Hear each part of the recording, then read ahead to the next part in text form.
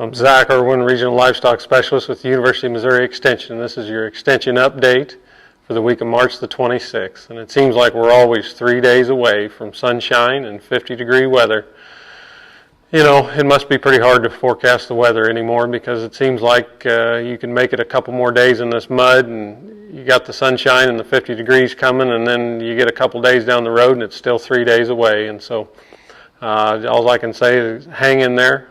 It's almost the end of March, and surely we'll get some more sunshine in April. Still burning through a lot of hay supplies. Mud's really deep in here in northeast Missouri, and it is in a lot of places. We can burn through as much hay and deep mud and 40-degree rain, it seems like, as we can when it's January and 10 below. But the good news is we are getting some moisture, and we're seeing some ponds start to fill up. It's a good time of year to get your ponds filled back up, and we are seeing a lot of that. And the frost is out of the ground, so we should be seeing a lot of that moisture penetrating deeper, getting some more of that subsoil moisture. And that's going to do a lot for our hay crop. As the old saying goes, you got to have mud in March to make hay in May. And so we're hoping for a good hay crop this year. Everybody needs it because carryover supplies are just going to be almost next to nothing when we get through this winter.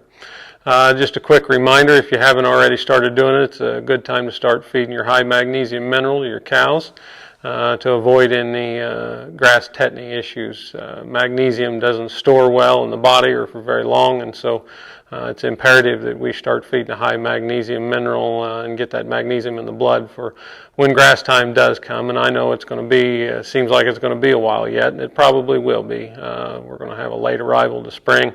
Not going to grow much grass until we start getting these 50-degree nights, but I promise they will get here.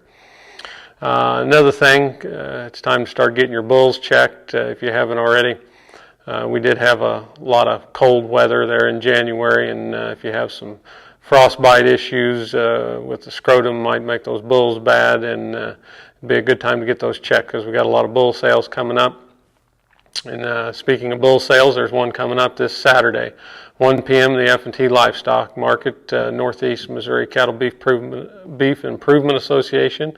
Going to have a good selection of 18-month-old and 2-year-old bulls, probably some of the biggest selection of that you'll find around. Also kind of have some Herefords and some Sim Angus bulls. So hope to see you this Saturday, and I'll talk to you next week.